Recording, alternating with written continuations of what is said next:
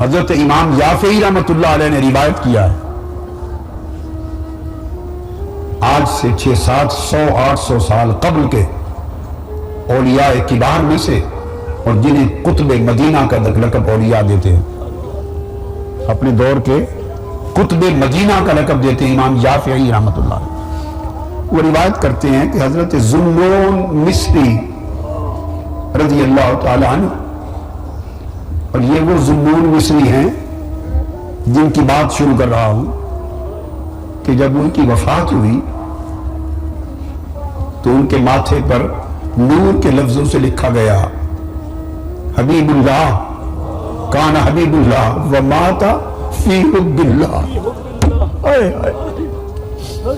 اللہ کا عاشق تھا اور اس کے عشق میں رخصت ہو گیا۔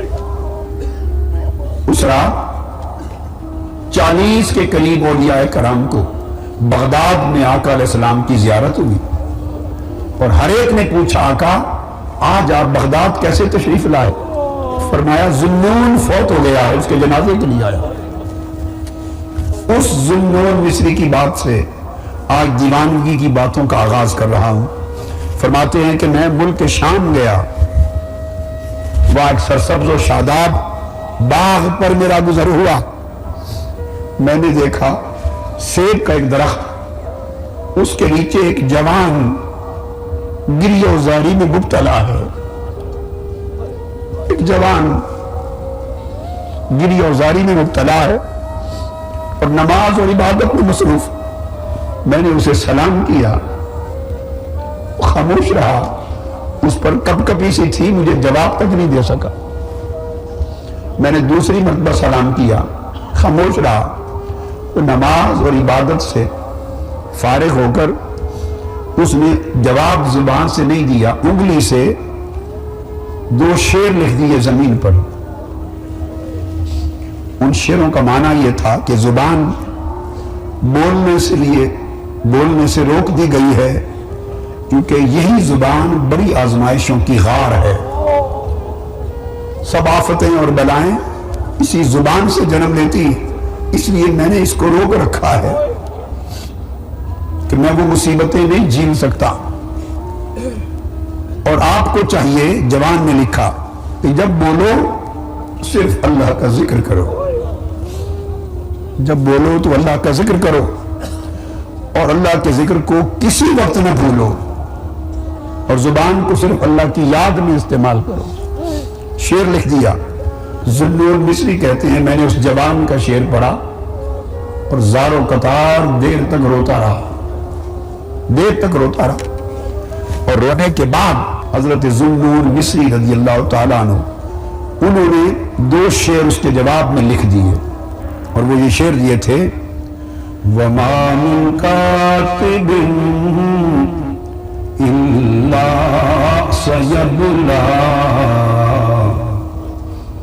وَمَا مِن كَاتِبٍ إِلَّا سَيَبْلَى وَيَبْقَى الدَّهْرَ مَا كَتَبَتْ يَدَاهُ فَلَا تَكْتُبْ بِكَفِّكَ غَيْرَ شَيْءٍ يَسُرُّكَ فِي الْقِيَامَةِ أَن تَرَاهُ۔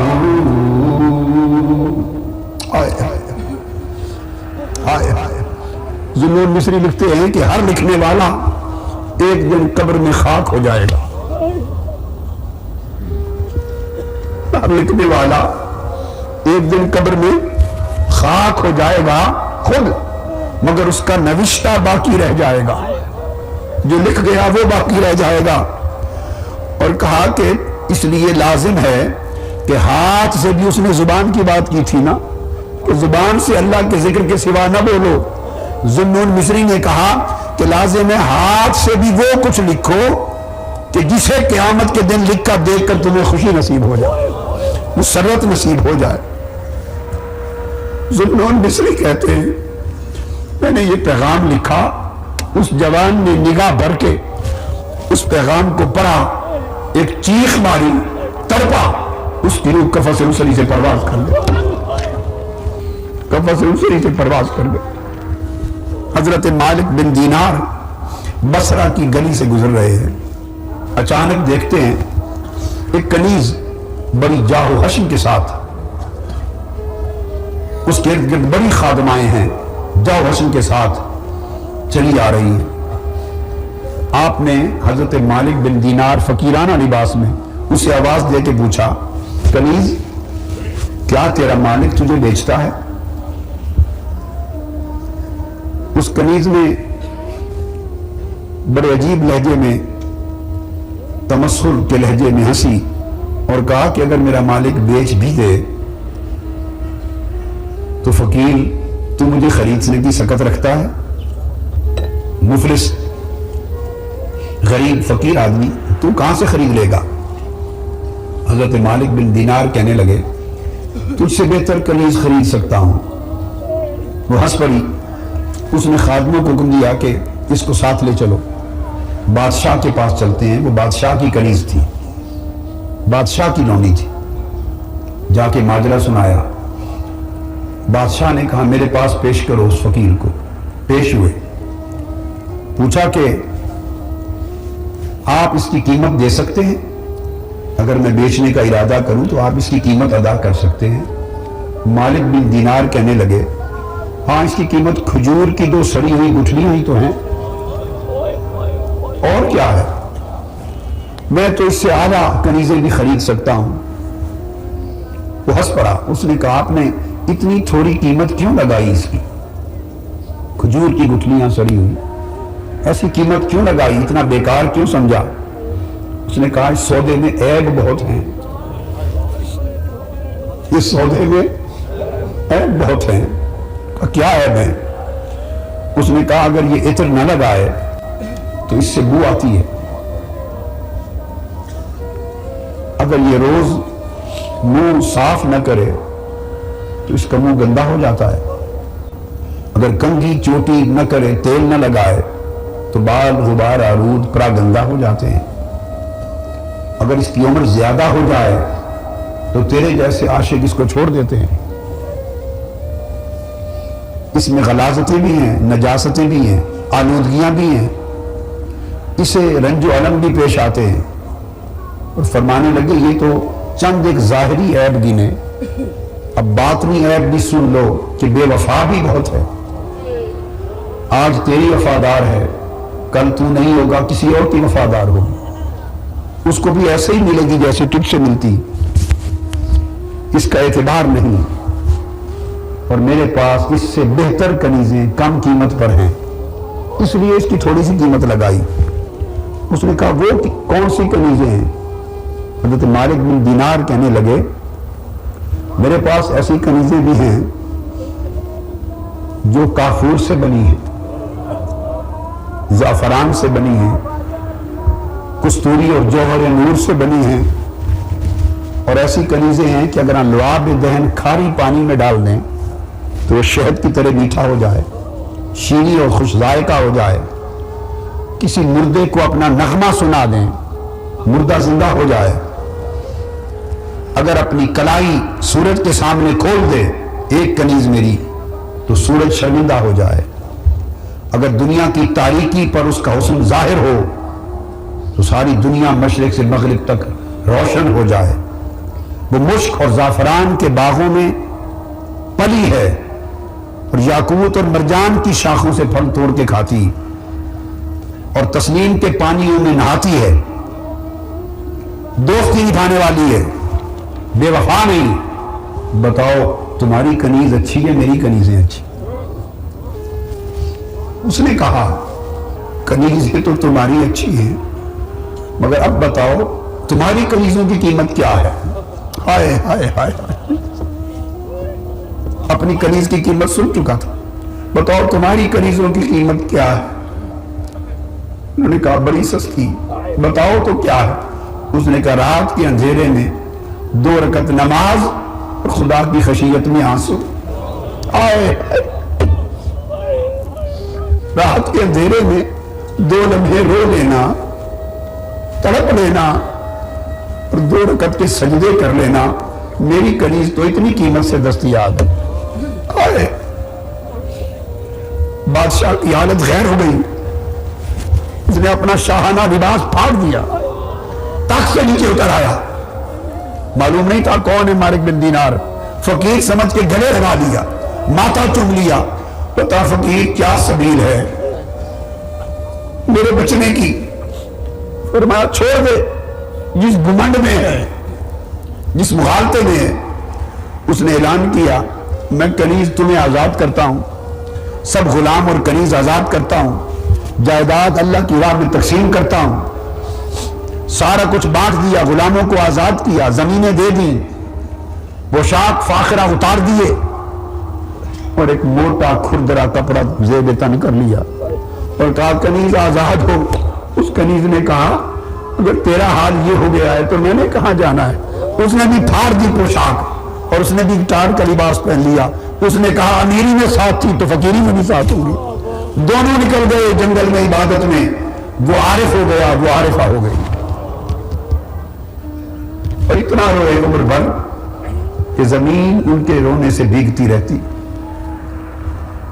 اور اسی اللہ کی خشیت میں جان دی۔ جس کو جو کچھ ملا میں نے عرض کیا اسی خشیت اور گری و بکا کی راہ سے ملا۔ محمد بن سماک روایت کرتے ہیں کہ بنو امیہ کا ایک شہزادہ، اس کا نام تھا موسیٰ بن محمد بن سلیمان ہاشمی، بڑا عیاش اور آخرت سے بے فکر۔ اس کی سالانہ آمدنی 1 ارب 82 کروڑ روپے کے حساب سے تھی، یہ کیلکولیٹ کر کے بتا رہا ہوں، 3,03,000 دینار سونے کے، یہ اس کی سالانہ آمدنی تھی، اور ساری آمدنی اس کی عیاشی پہ خرچ ہوتی۔ لونیاں تھیں، باندیاں تھیں، کنیزیں تھیں، غلام تھے، کھانا پینا تھا، محل تھے، بالا خانے تھے، چمرستان تھے، ہاتھی دانت کے چاندیوں کے کبے باخاک میں بنا رکھے تھے، گانے والے تھے، گانے والیاں تھیں، رات کے عیش و عشرت تھے، ان میں صوبوں کے شطرنج تھے، کھیل تماشے کا اکھاڑا تھا۔ بس اس کیفیت میں اس کی اربوں روپے کی آمدنی جاتی، عیاش بے فکر، کوئی آخرت کی جنت دوزخ کی بات کرتا تو ہنس پڑتا۔ ایک رات حسب معمول گانا سن رہا ہے اپنی کنیزوں سے، عجیب پوشاکیں پہن رکھی ہیں، شراب میں دھت ہے، گانے سن رہا ہے۔ اچانک اس لہو و لہب میں مشغول اس شہزادے کے کان پر ایک دردناک آواز آئی، بالا خانے پر بیٹھا، دردناک آواز آئی۔ اس آواز سے اس کے دل پہ چوٹ لگی، اس کی طبیعت میں ایک تغیر آ گیا، دھیان لگایا، آواز کبھی دھیمی ہو جاتی، کبھی اونچی ہو جاتی، طرف اٹھا کے آواز سنو۔ اسی وقت اس نے کہا بند کر دو یہ سب گانے۔ غلاموں کو آواز دی کہ جس کی یہ آواز ہے اس گانے والے کو لے آؤ میرے پاس، میں اس کا نغمہ سننا چاہتا ہوں۔ غلام نکل پڑے، ساتھ مسجد تھی، مسجد میں گئے، وہاں ایک جوان تھا، ایک عاشق تھا، اور اللہ کے عشق میں، اللہ کی خشیت میں رو رو کر، بھوکا رہ رہ کر، جاگ جاگ کر، تڑپ تڑپ کر لاغر ہو گیا تھا۔ گردن سوکھ گئی تھی، رنگ زرد تھا، لب خشک تھے، بال پریشان تھے، آلودہ تھے، پھٹی پرانی چادریں سی اوڑھی ہوئی تھی، ننگے پاؤں تھا، مسجد میں کھڑا تھا اور پروردگار سے مناجات کر رہا تھا، اللہ سے باتیں کر رہا تھا۔ انہوں نے اس کو مسجد سے نکالا، ساتھ لے گئے اور اس شہزادے کے سامنے پیش کر دیا کہ شہزادہ والا شان یہ جوان تھا جو گا رہا تھا۔ اس نے پوچھا کیا گا رہے تھے؟ اس نے کہا نغمہ لاہوت ہی گا رہا تھا، قرآن پڑھ رہا تھا، اللہ سے مناجات کر رہا تھا۔ اس نے کہا سناؤ تو صحیح کیا پڑھ رہے تھے؟ اس نے کہا ان الابرار لفی نعیم علی الارائک ینظرون تعرف فی وجوہہم نظرۃ النعیم يسقون من رحيق مختوم ختامه مسك وفي ذلك فليتنافس المتنافسون ومزاجه من تسنيم عينا يشرب بها المقربون.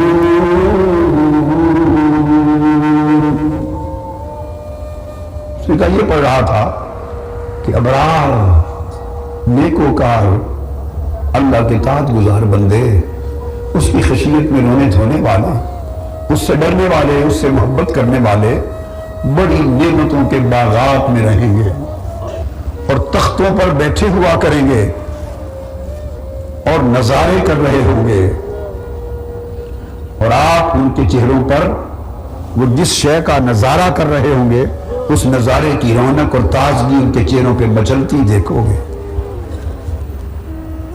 انہیں خالص شراب طہور پلائی جائے گی، جاموں کے جام پیئیں گے، اور شراب طہور سر بمہر ہوگی، مشک کی کستوری کی مہر ہوگی.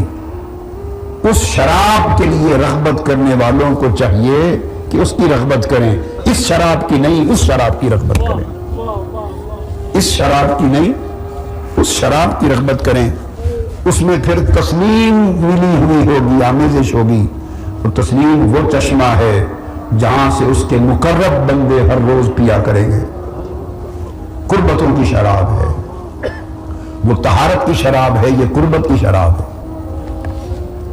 وہ بے اختیار چیخ اٹھا، بے اختیار چیخ اٹھا، اور اٹھ کر اس جوان سے وہ ہاشمی لپٹ گیا، رونے لگا اور کہنے لگا سب چلے جاؤ، پردے گرا دو.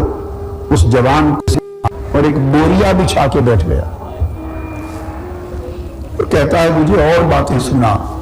تو دیر تک اس جوان عاشق نے قرآن کی آیتیں، اللہ کے وعدے، آخرت کی نعمتیں، پھر اس کے دیدار کی باتوں تک مضمون لے کے گیا. جب سنائی وہ تڑپ اٹھا، زمین پہ گر گیا. اس نے توبہ کی اور توبہ کر کے اس نے اپنا سونا، چاندی، کپڑے، جائیدادیں، نوکر، چاکر، کنیزیں، سارا کچھ اللہ کی راہ میں صدقہ کر دیا، خیرات کر دیا. خیرات کر کے جوان سے کہا مجھے ساتھ لے لو، ادھر جانا ہے چلو. اس نے وہ عبادت گزاری اختیار کی اور گری اور زاری اختیار کی کہ وہ عیاش جوان اتنا خشیت عزدی میں عبادت گزار ہوا کہ دور کے بڑے بڑے عبادت گزار صلحاء اولیاء اس کی زیارت کو آتے تھے. بالآخر ننگے پاؤں پیدل موٹے کپڑے کا لباس پہن کر مکہ معظمہ روانہ ہو گیا. حج کیا، وہیں مقیم ہو گیا، اور عبادت کرتے کرتے اللہ کی قرب کی منزلیں طے کرتے کرتے وہیں حاضر میں سفر ہو گیا، اللہ کی طرف رخصت ہو گیا. رخصت ہونے سے پہلے پچھلی رات وہ کعبے کا طواف کر رہا ہے، اور کعبے کا طواف کرتے ہوئے اللہ کے گھر کے دروازے کے سامنے عرض کرتا ہے اَسَيْتُكَ أَهْلًا جَا زَمَّانِي فَفَرِّجْ مَا تَرَى مِنْ سُوءِ حَالِي إِلَى مَنْ يَرْجِعُ الْمَمْلُوكُ إِلَّا إِلَى مَوْلَاهُ يَا مَوْلَى الْمَوَالِي. کہتا مولا تیری خبر نہ تھی، بے خبری میں تیری نافرمانی کرتا رہا. بلندی والے رب جو میرا برا حال ہے اسے خوشحالی میں اپنی بخشش کے ساتھ بدل دے. میں تیرا غلام ہوں، بتا اب تجھے چھوڑ کے کدھر جاؤں. اس لیے کہ غلام اچھا ہو برا ہو پلٹ کر اپنے مالک ہی کے پاس تو آیا کرتا ہے. بس اس پہ وفات ہوں گے. وہ چیختا تڑپتا عرض کرتا ہوا اللہ کے حضور پیش ہو گیا.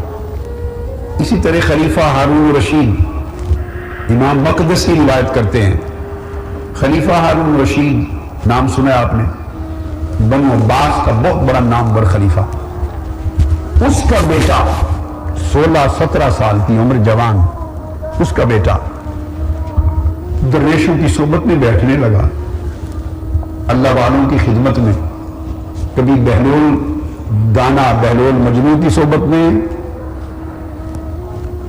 کبھی سادون مجنون کی صحبت میں، عاشق و درویشوں کی صحبت میں بیٹھ کر اس کا حال یہ ہو گیا کہ وہ جوان 16-17 سال کا قبرستانوں میں چلا جاتا اور قبروں پر کھڑا ہو کر، موٹے کھردرے لباس تھے، قبروں پہ کھڑا ہو کر قبر والوں سے خطاب کرتا اور کہتا تم ہم سے پہلے موجود تھے دنیا میں، اور جو دنیا آج ہمارے پاس ہے اس کے تم مالک ہوتے تھے، کاش مجھے یہ بتا دو کہ تم کیا کہا کرتے تھے اس دنیا کے دھوکے میں آ کر، اور لوگ تمہیں کیا کہتے تھے، ہائے ہائے تم کیا کہا کرتے تھے اس دھوکے میں اور لوگ کیا کہتے تھے، کاش کسی دن یہی بتا دو۔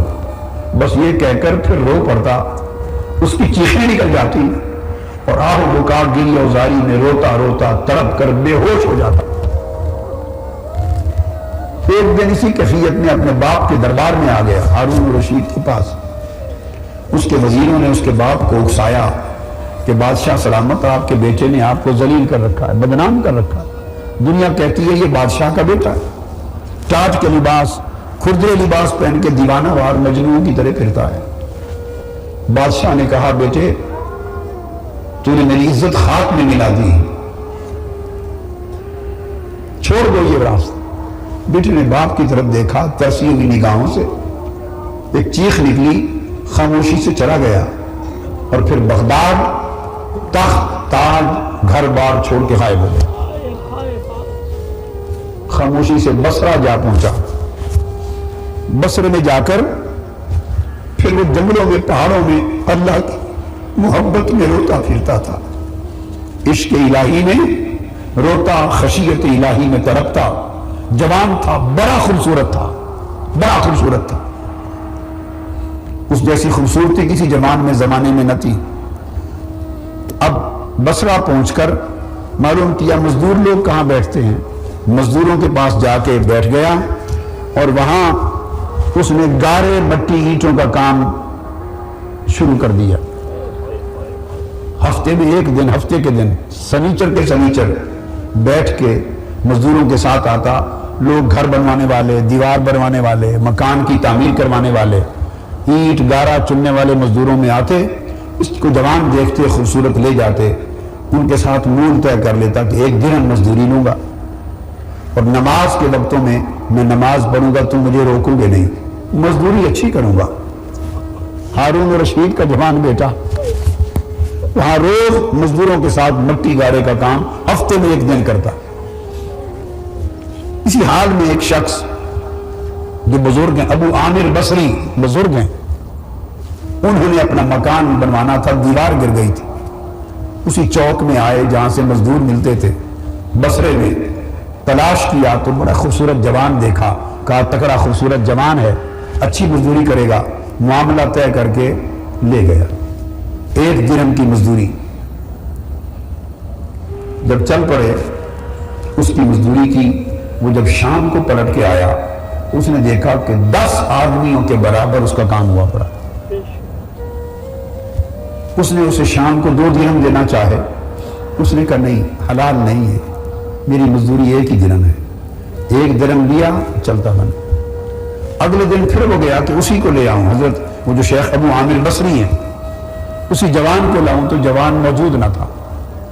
مزدوروں سے پوچھا، انہوں نے کہا بس وہ کم نصیب ہے، مزدوری تو بہت ہے مگر وہ صرف ہفتے میں 1 دن ہی آتا ہے سنیچر کے دن مزدوری کرنے، اور 6 دن آرام کرتا ہے، سوتا رہتا ہوگا، مزدوری نہیں کرتا۔ اس نے کہا ہفتے کے دن آنا۔ ہفتے کے دن پھر آیا، جوان بیٹھا تھا، پھر مزدوری پہ لے گیا۔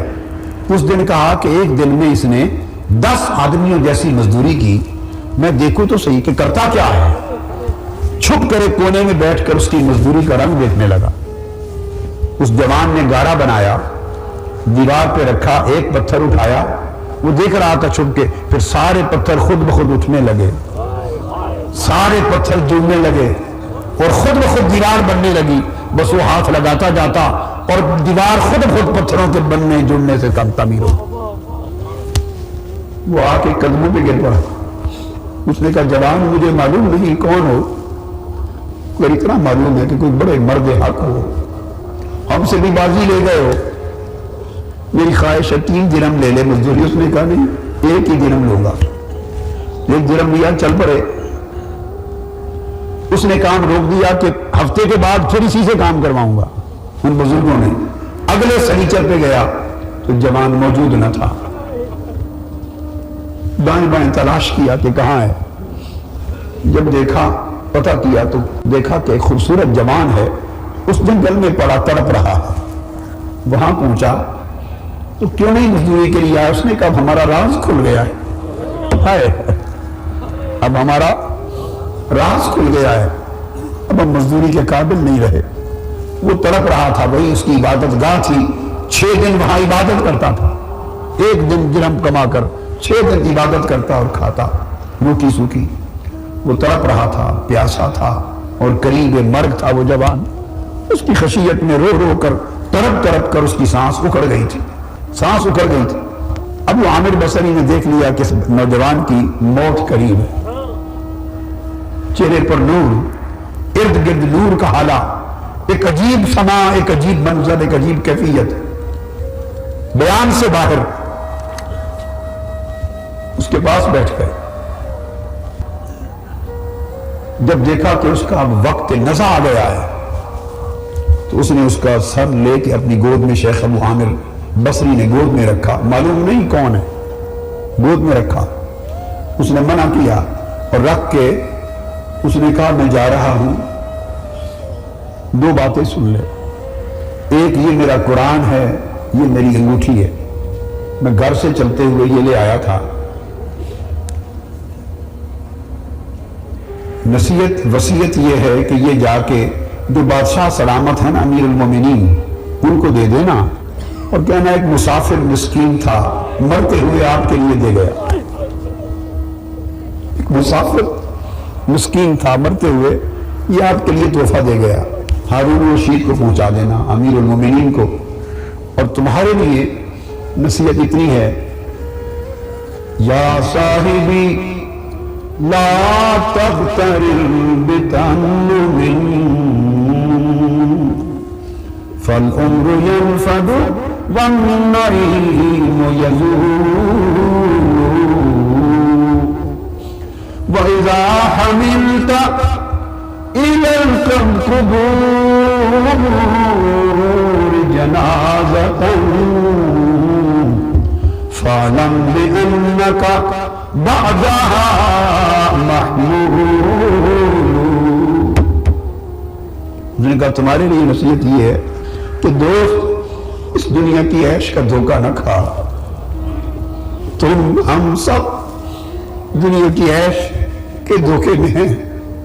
ہم نے 4 روزہ زندگی کو کل کائنات سمجھ لیا ہے اور اس دنیا کے عیش و آرام کے دھوکے میں اپنے اصل وطن کو بھول گئے، اصل زندگی کو بھول گئے، طویل ختم نہ ہونے والی راحتوں کو بھول گئے، اللہ کی قربتوں کو بھول گئے، اس کی نوازشوں کو بھول گئے، اس کے حضور پیشی کو بھول گئے، اس کے دربار کی حاضری کو بھول گئے. دنیا کی راحتوں نے ہمیں سب کچھ بھلا دیا.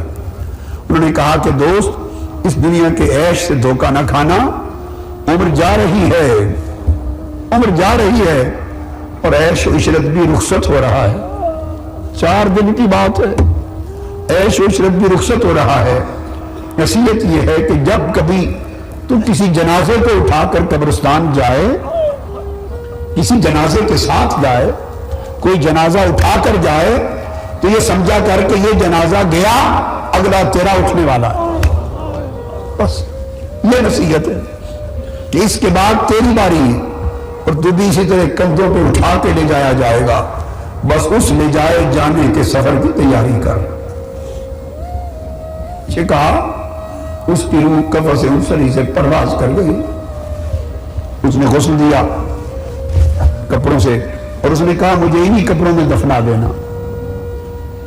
اس نے کہا نہیں میں نیا کفن لاؤں گا. اس نے کہا نہیں، نئے کپڑوں کے حقدار وہ زندہ لوگ ہیں جو غریب محتاج ہیں، میں اسی میں گزارا ہو جائے گا. وہ زنجبیل، انگوٹھی اور اس کا قرآن مجید کا نسخہ لے کر حسب وعدہ بادشاہ وقت خلیفہ وقت ہارون رشید کے پاس پہنچا. بڑی جاؤ حشم سے لشکر کے ساتھ اس کی سواری جا رہی تھی. دوڑ کے قریب اس نے آواز دی، امیر المومنین ہارون رشید، تمہیں رسول پاک صلی اللہ علیہ وسلم سے اپنی قرابت کا واسطہ. ہاشمی ہے نا، ہاشمی تھے بنو عباس. رک جا، میری بات سن لے. ہارون رشید رک گیا. اس نے قریب ہو کر قرآن مجید اور انگوٹھی اس کے ہاتھ میں تھما دی. ہارون رشید نے اس کی طرف دیکھا، اس کے آنسو بہہ گئے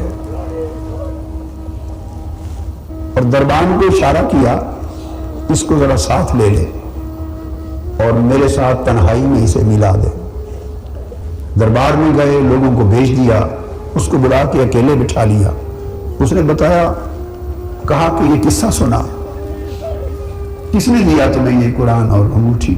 اس نے کہا ایک مسکین مسافر تھا، جوان، بصرے میں مزدوری کرتا تھا، میں اس سے اپنا گھر تعمیر کرواتا رہا. 1 درہم سے زیادہ مزدوری لیتا نہیں تھا. 6 دن جنگل میں عبادت کرتا تھا، 7ویں دن 1 درہم کی مزدوری کرتا تھا. اور وہ اس عبادت اور خشیت میں روتے روتے تڑپتے تڑپتے اس نے جان دے دی. اور رخصت، دم رخصت، اس نے یہ 2 چیزیں دی تھی کہ امانت آپ تک پہنچا دے.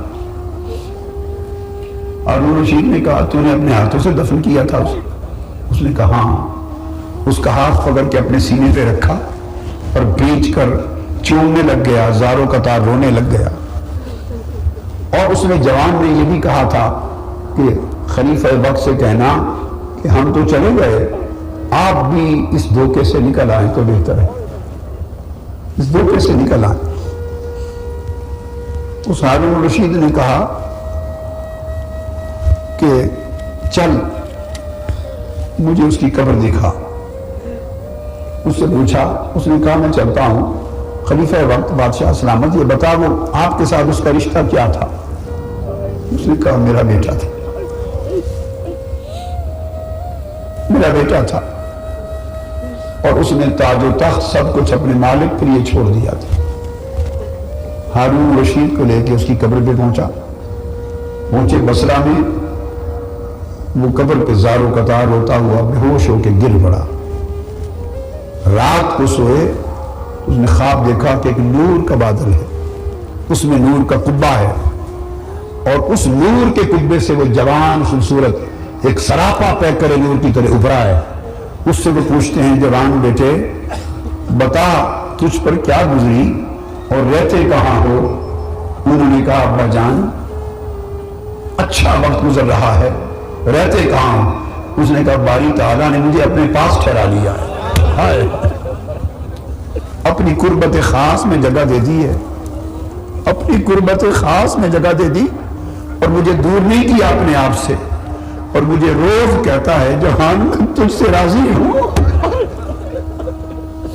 جب مجھ سے کلام کرتا ہے تو روز کہتا ہے میں تجھ سے راضی ہوں. بس یہ کچھ ملا ہے. مالک بن دینار کہتے ہیں کہ وہ ایک دن بصرہ کے جنگل میں نکل گئے، بصرہ کے جنگل میں. وہاں اس زمانے کے عارف کامل ولی اللہ سعدون، کیا دور تھا، ایک بہلول مجنو ہے، کہیں سعدون مجنو ہے، لوگ اس کو مجنو پاگل کہتے. وہ عاشق تھا، وہ سعدون مجنو بیٹھے ہیں. حضرت مالک بن دینار قریب گئے، مؤدب بیٹھ گئے اور پوچھتے ہیں حضرت سعدون کیا حال ہے؟ پوچھتے ہیں سعدون کیا حال ہے؟ سعدون مجنو تڑپ اٹھا. بڑے ولی اللہ تھے، تڑپ اٹھے، بڑے ولی اللہ تھے، تڑپ اٹھے اور کہنے لگے اس شخص کا حال مالک بن دینار کیا دریافت کرتے ہو جس کا سفر تیار ہو، آج صبح ہو جائے یا شام کو ہو جائے، سفر تیار ہو پر اس کے پاس سفر کے لیے کچھ تیار نہ ہو. سفر کے لیے کوئی تیار نہ ہو. یہ کہہ کے اس نے چیخ ماری اور زمین پہ گر گئے. حضرت مالک بن دینار نے کہا سعدون کوئی نصیحت کر دیں. اس نے کہا عزیزو، انہوں نے پوچھا آپ لوگوں کے اندر کیوں نہیں رہتے، مل جل کے لوگوں سے زیادہ ملاقات کیوں نہیں کرتے؟ انہوں نے جواب میں کہا نصیحت سن لو، لوگوں سے جتنا ہو سکے الگ رہا کرو اور لوگوں سے دوستی کی بجائے رب سے دوستی کیا کرو. اس کی دوستی سچی دوستی. کہا لوگوں کو جتنا آزما لے ان کی دوستی میں کوئی غرض ہوگی، رب کی دوستی میں غرض کوئی نہیں ہے. یہ حضرت سعدون مجنون بصرہ کی گلی کوچوں میں گھومتے تھے، چلتے رہتے تھے اور ہر گھر کے سامنے کھڑے ہو جاتے رات چلتے چلتے اور گھر والوں کو آواز دے کر کہتے موت قریب ہے. اور گھر والوں موت تمہارے جسموں کو پرانا کر دے گی، تمہارے اعضاء کے ٹکڑے ٹکڑے کر دے گی. موت اعضاء کے ٹکڑے ٹکڑے کر دے گی قبر میں، اور تمہارا گوشت اور پوست ریزہ ریزہ ہو جائے گا، خاک میں مل کر خاک ہو جاؤ گے. کہا اس کیفیت کو یاد اگر کرو تو پھر سوائے رونے کے زندگی میں کوئی شے اچھی نہ لگے، رونے کے سوا کچھ اچھا نہ لگے. یہ کہہ کر روتے اور بصرہ کے گلی کوچوں میں ہر گھر والوں کو رلاتے، ہر گھر کے مکینوں کو رلاتے، بڑے لوگوں کو اس خشیت کی راہ پہ ڈال کے اللہ کی محبت اور معرفت دیتی. حضرت عبد الواحد بن زید خود بیان کرتے ہیں میں نے اللہ تعالیٰ کے حضور عرض کیا اور 3 راتیں عرض کرتا رہا، 3 راتیں مسلسل. باری تعالیٰ مجھے اس شخص سے ملاقات کرا دے، وہ دکھا دے جسے تو نے جنت میں میرا رفیق یا رفیقہ حیات بنایا ہے، جس کو جنت میں تو نے میرا ساتھی بنایا ہے، مجھے دکھا دے کیسا ساتھی ہے. 3 راتوں کی التجا کے بعد اللہ پاک نے اسے فرمایا عبد الواحد بن زید جا، جنت میں تیری رفیقہ میمونہ سودا ہے. میمونہ نامی ایک عارفہ ہے، عاشقہ ہے، سودا ہے، اس کو بھی لوگ دیوانی کہتے ہیں، وہ جنت میں تیری ساتھی ہے. عرض کیا باری تعالیٰ کہاں ہے؟ فرمایا کوفہ میں فلاں قبیلے میں رہتی ہے، جا اس سے مل لے. کوفے میں پہنچا، اس قبیلے میں لوگوں سے پوچھا، انہوں نے کہا وہ تو ایک دیوانی ہے، بکریاں چراتی ہے، تم اس سے مل کے کیا کرو گے؟ اس نے کہا اسی دیوانی سے ملنا ہے. اس کے پاس پہنچے تو دیکھا وہ عبادت میں نماز میں مصروف ہے، اور بکریاں جن کو چراتی تھی وہ بکریوں کا ریبر ہے، بھیڑیے ہر طرف سے بکریوں کی حفاظت کر رہے ہیں اس میمونہ سودا کے. حضرت عبد الواحد بن زید جب وہ نماز سے فارغ ہوئے آگے بڑھے، انہوں نے کہا ابن زید نام لے کے کہا یہ وعدہ کا وقت نہیں، کل آنا. چلے گئے، کل آئے. پوچھا تم نے بیوی تمہیں میرا نام کس نے بتایا؟ اس نے کہا جنت کی رفاقت جو ٹھہر گئی، جنت کی رفاقت جو ٹھہر گئی تو نام کیوں نہ معلوم ہوتا. پوچھ کیا پوچھنے آئے ہو؟ اس نے کہا جو پوچھنے آیا تھا وہ تو بھول گیا ہوں، اب یہ بتا کہ یہ بھیڑیوں اور بکریوں کی دوستی کب سے ہوئی ہے؟ بھیڑیوں اور بکریوں سے دوستی کب سے ہوئی ہے؟ اس نے کہا میں نے مولا سے دوستی کر لی ہے. تو اس کے بھیڑیوں نے میری بکریوں سے دوستی کر لی، میں نے مولا سے صلح کر لی ہے. اس نے کہا مولا سے صلح کر لی ہے، سو بھیڑیوں نے میری بکریوں سے صلح کر لی ہے. اے بندے اگر تو مولا کا ہو جائے تو پھر مولا تیرا ہو جاتا ہے. حضرت عطا بیان کرتے ہیں کہ میں ایک بازار میں گیا اور وہاں ایک لونڈی کنیز فروخت ہو رہی تھی. میں نے 7 دینار سے وہ باندھی، وہ کنیز خرید لی، خرید کے گھر لایا اور گھر لا کر اسے رکھا.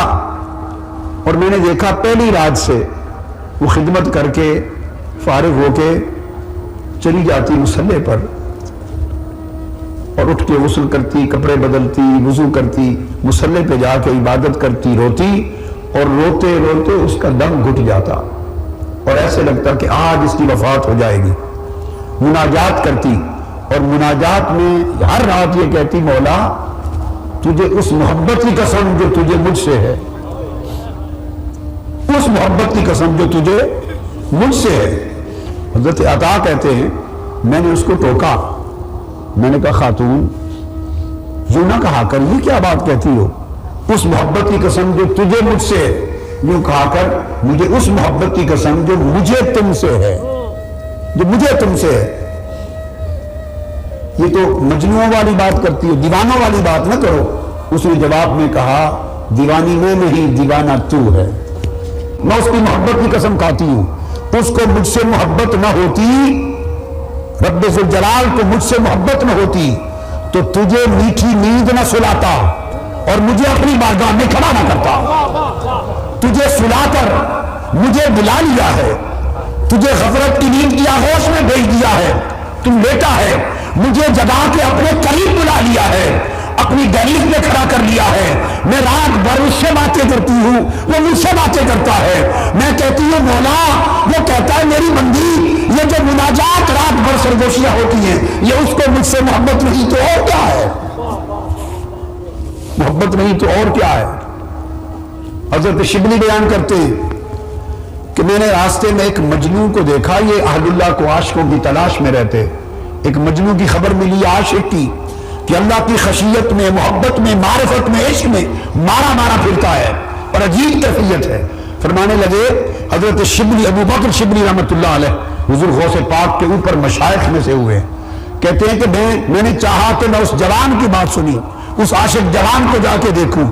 جب گیا تو وہ گلیوں میں چل رہا تھا اور ارد گرد علاقے کے لڑکے پتھر اٹھا اٹھا کے اس کو مارتے تھے اور پتھروں سے اس کا سر، چہرہ سب کچھ زخمی تھا، بدن لہولہان تھا۔ میں نے لڑکوں کو روکا، اس جوان کو، اس عاشق کو نہ مارو۔ اس نے کہا نہیں، یہ کافر ہے، ہم اس کو ماریں گے۔ بھئی کیوں کافر ہے؟ یہ کہتا ہے میں اللہ کو دیکھتا ہوں اور اس سے کلام کرتا ہوں، یہ کہتا ہے میں اللہ کو دیکھتا ہوں، اللہ مجھ سے باتیں کرتا ہے، کافر ہے، ہم اس کو قتل کر دیں گے۔ ابو بکر شبلی کہنے لگے چپ کرو، میں اس سے پوچھتا ہوں۔ تھوڑی دیر رک جاؤ، قریب گئے، جا کے پوچھا جوان یہ لوگ تجھے کہتے ہیں کہ تو کافر ہے اور کہتے ہیں کہ تو دعویٰ کرتا ہے کہ تو اللہ کو دیکھتا ہے اور وہ تجھ سے سرگوشیاں کرتا ہے، کیا ماجرا ہے؟ حضرت ابو بکر شبلی فرماتے ہیں اس عاشق جوان نے یہ بات سن کر ایک چیخ، دردناک چیخ ماری اور تڑپا اور کہنے لگا شبلی۔ اس نے کہا کیسے جانتے ہو؟ اس نے کہا معرفت الہی سے جانتا ہوں۔ شبلی، اس ذات کی قسم جس کی محبت نے مجھے شکستہ کر دیا، اور اس نے اپنے قرب اور بعد، اپنی قربت اور دوری کے درمیان وادیوں میں بھٹکا دیا۔ کبھی اس کی قربت کی عزت لیتا ہوں، کبھی دوری کے ہجر اور فراق میں تڑپتا ہوں، کبھی اس کی قربت کی طرف جاتا ہوں، کبھی وہ دوری کی وادیوں میں دھکیلتا ہے، کبھی قریب بلا کے مناجات کرتا ہے، اور میں سرگردہ ہوں عشق اور محبت کی وادی، اس راستے پر قرب اور بعد کے درمیان۔ اس کی قسم، اس نے کہا کہ ایک لمحہ پلک جھپکنے کی حد تک اگر وہ مجھ سے پردہ کر لے تو میں اس کے درد فراق میں پارا پارا ریزہ ریزہ ہو کے مر جاؤں۔ اور پھر اس نے شعر گنگنایا، اس نے کہا وہ جس کا خیال ہر وقت میری آنکھ میں رہتا ہے، وہ جس کا حسن و جمال ہر وقت میری آنکھوں میں تیرتا رہتا ہے، وہ جس کا ذکر ہر وقت میری زبان پہ رہتا ہے، وہ جس کا ٹھکانہ اور گھر میرے دل میں ہے، وہ جو مجھے بخشش کے لیے بلاتا رہتا ہے، وہ جو رات کے اندھیرے میں مجھے سونے نہیں دیتا، وہ جو مجھے اپنے دروازے پر کھڑا کر کے پوچھتا ہے کیا مانگنا ہے، وہ جو میری آواز سن کر بندے بندے پیار سے جواب دیتا ہے، وہ جو رات کی تاریکی میں مجھ سے سرگوشی کرتا ہے، خدا کی قسم جو میرے اتنا قریب ہے تو اس کو ہر وقت تکتا نہیں تو اور کیا ہے، اس سے باتیں نہیں کرتا تو اور کیا ہے۔ لوگوں کو سمجھ نہیں آتی اور وہ نادانی میں پتھر مارتے ہیں، ہم خوش ہیں کہ اس یار نے انہیں پتھروں پہ رکھا ہے۔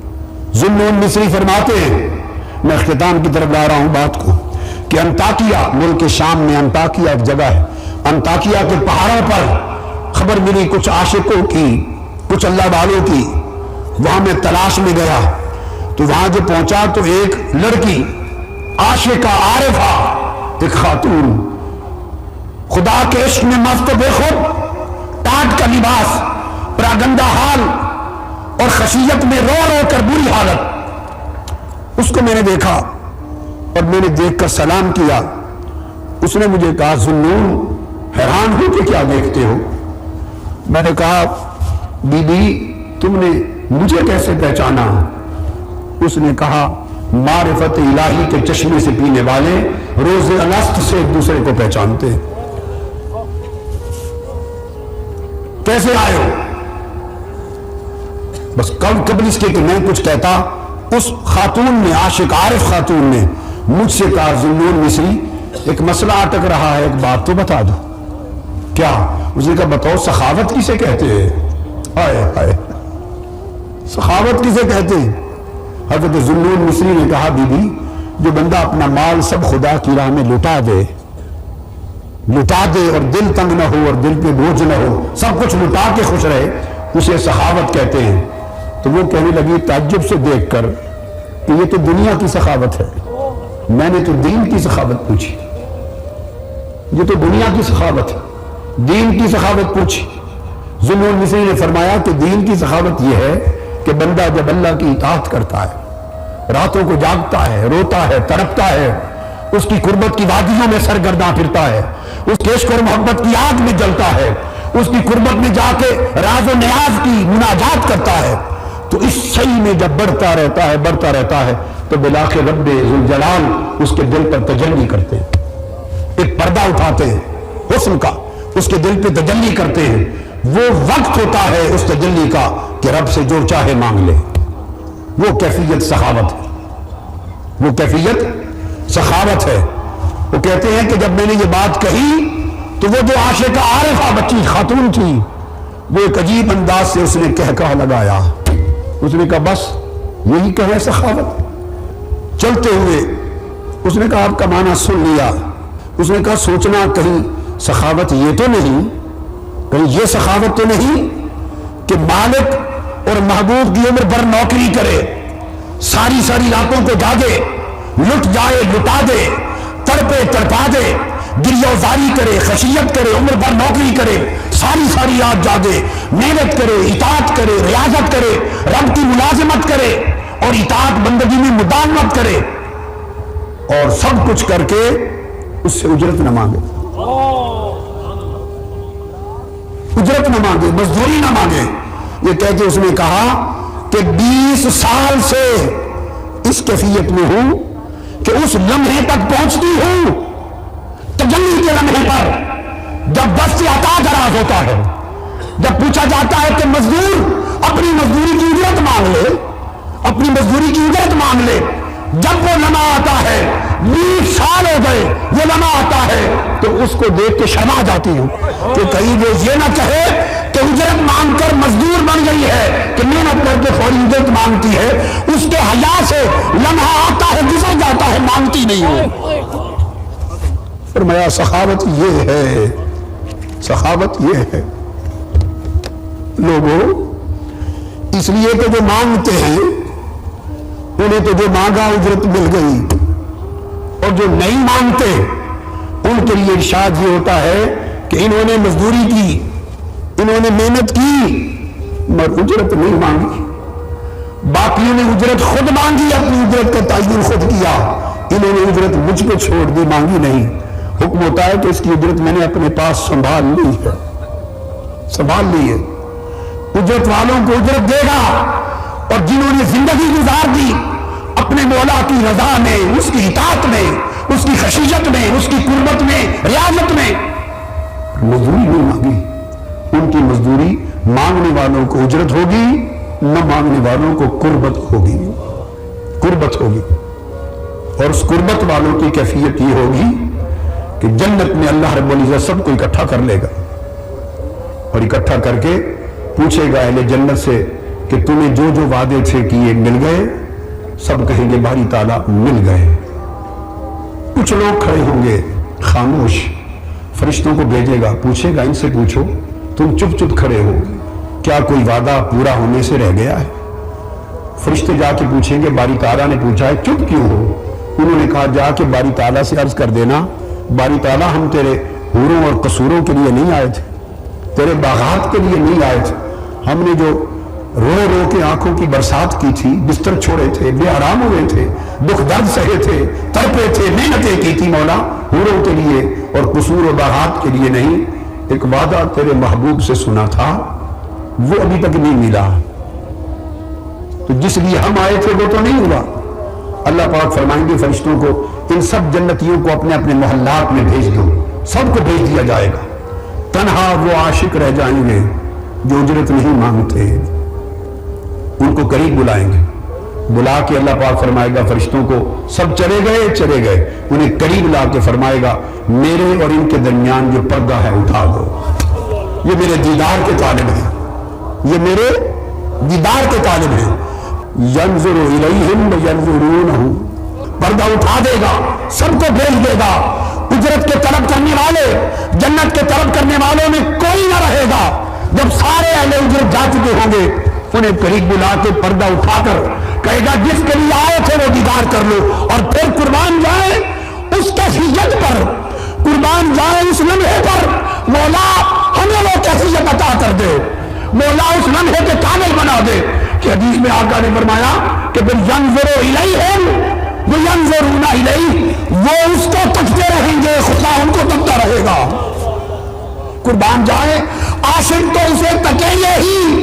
पर्दा उठाया इसलिए था, हिजाब उठाया इसलिए था कि हुस्न लाजवाल महबूब को बेनकाब हो जाए, और वो आशिक जो तोड़ तोड़ के जिंदगी गुजार के आए हैं और जो ना निगाह उठाकर किसी हूर को देखते हैं, न महल कसूर को देखते हैं, न जिन्हें बागात में लज्जत है, न जिन्हें जन्नतों की नेमतों में हलावत है, वो सिर्फ दीदार के तालिब हैं, वो तो तकेंगे ही, वो तो तक ही रहे होंगे, मगर खुश नसीब होंगे वो, और उनके बख्त पर क्या बात कहे, कितने खुश नसीब होंगे कि वो तो तक ही रहे होंगे।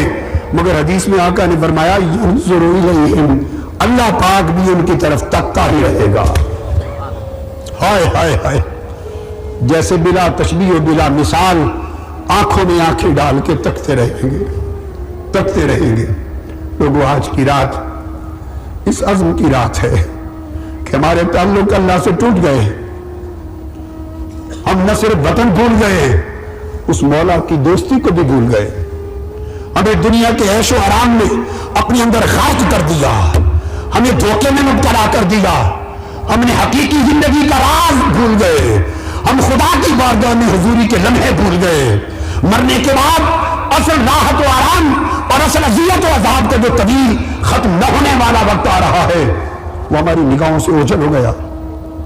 हम दुनिया की मनफियतों में, लज्जतों में, हलावतों में, हिर्स में, हवस में, चाहत में, तकब्बुर में, अना में, लालच में, खुदा जाने किस किस बुत के पुजारी बन गए। आओ आज की जिंदगी का भरोसा नहीं है। कोई आप में से एक शख्स जो कहे कि मुझे यकीन है मैं इतने अगले साल तक रहूंगा, भरोसा नहीं। जब आवाज आती है तो कोई एक पल इंतजार नहीं होता, लिहाजा एक लम्हा देर किए बगैर आओ आज की रात एक अहद कर लें, अपनी जिंदगी की तरजीहात को बदलें, अल्लाह की खशियत को पैदा करें, रोएं अपने गुनाहों पर, अल्लाह से दूरी पर तौबा करें, उससे उसकी बख्शिश मांगे, कुर्बत मांगे, उसका लुत्फ व करम मांगे, और अल्लाह के साथ कल्ब और बातिन की मोहब्बत, इश्क और मोहब्बत का रिश्ता, नाता जोड़ लें। अल्लाह ताला इससे हमारी दुनिया भी संवार देगा, हमारी आखिरत भी संवार देगा।